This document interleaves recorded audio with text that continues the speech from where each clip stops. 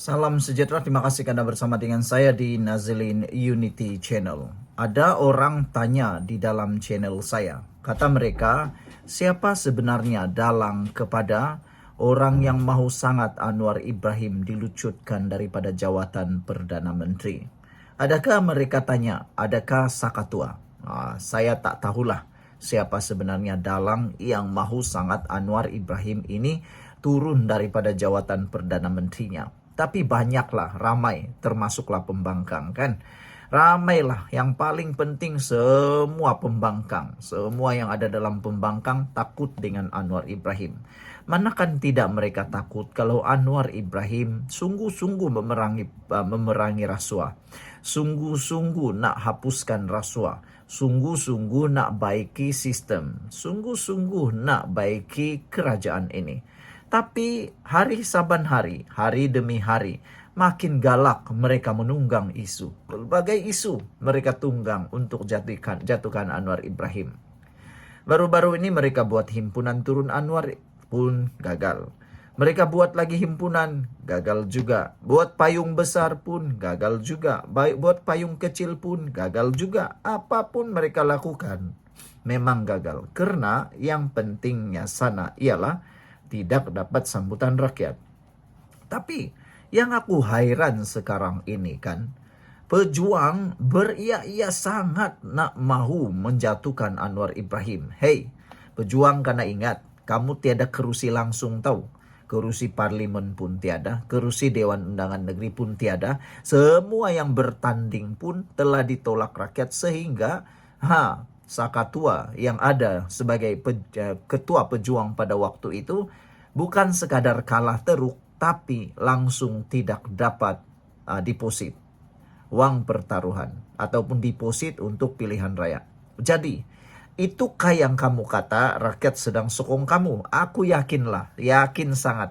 Pejuang tidak akan mampu menang satu kerusi pun pada pilihan raya akan datang lagi. Karena apa? Mereka tiada isu. Mereka hanya tunggang isu, tunggang lagi. Kalau dengan kata yang lain, mereka nih hanya ikut arus. Kalau tiada arus, mereka tidak akan bergerak. Kalau tiada isu, mereka tak akan bergerak. Jadi, menjawab kepada soalan semula daripada netizen itu, siapa sebenarnya dalang utama yang mahu sangat Anwar Ibrahim jatuh tumbang itu? Mungkin Anda boleh tulis dalam ruangan komen siapa pendapat Anda. Ada yang kata Sakatua, ada yang kata Perikatan Nasional, ada yang kata geng-geng perasuah, ada yang kata geng-geng yang takut kroni mereka dihapuskan lagi pendapatan mereka. Ada yang kata macam-macam lah. Kontraktor yang gagal untuk dapat lagi sakau duit rakyat. Inilah yang mungkin benci dengan Anwar Ibrahim. Kan? Saya rasa ramai yang benci dengan Anwar Ibrahim sebab mereka tidak ada peluang lagi untuk sakau duit rakyat. Sejak Anwar Ibrahim jadi Perdana Menteri, lihat sajalah. Semua jabatan-jabatan takut. Kenapa? Sebab SPRM kini lebih bebas bergerak. Anda nak pilih mana? SPRM bebas bergerak ataupun SPRM takut kecut, tak bergerak langsung. Bagi saya sebagai rakyat Malaysia yang inginkan reformasi, kita patut menyokong gerakan SPRM yang benar-benar mahu memerangi rasuah. Kita jangan biarkan ada pihak yang cuba mahu melindungi perasuah semua itu.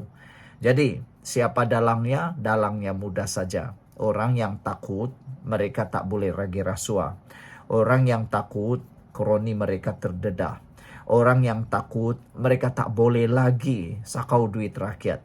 Orang yang takut, perbuatan jahat mereka itu terbongkar. Hari ini saja kita dikejutkan dengan satu penemuan baru. SPRM telah pun mendapatkan uang yang cukup besar. Dalam pendedahan itu lebih daripada berbilion ringgit telah pun dirampas. Inilah kejayaan SPRM yang tidak pernah dicapai oleh Perdana Menteri yang lain. Lebih hebat lagi, terkini pegawai tertinggi satu jabatan juga telah pun ditangkap kantoi kerana melakukan perbuatan yang sangat tidak baik. Jadi kita sebenarnya nak pilih mana?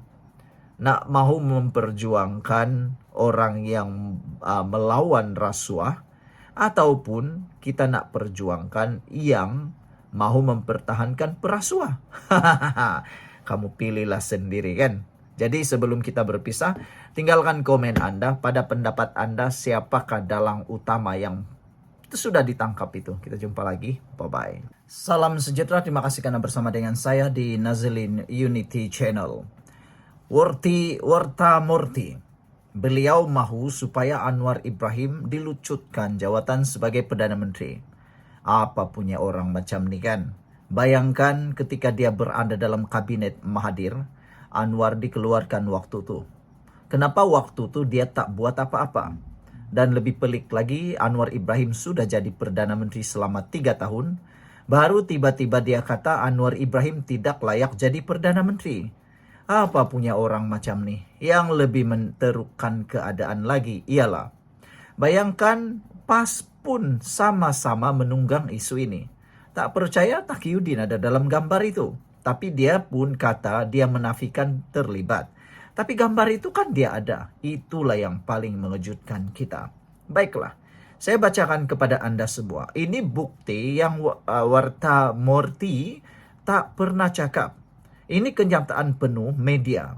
Pengampunan penuh yang berhormat Datuk Seri Anwar Ibrahim. Dengarkan baik-baik. Mohon Anda share video ini supaya semua orang tahu bahwa Warta Murti itu dia bohong.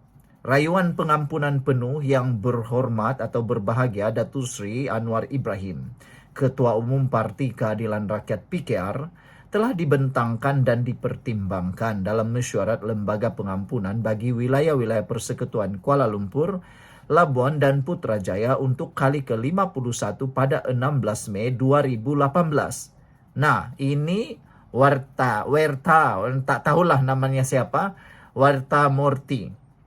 Dia patut bagi tahu semua orang tentang hal ini. Kenapa dia kata Anwar Ibrahim tak layak? Itulah. Dari hari pertama Anwar Ibrahim jadi Perdana Menteri sampailah tahun ini. Dah menjelang 3 tahun Anwar Ibrahim jadi Perdana Menteri.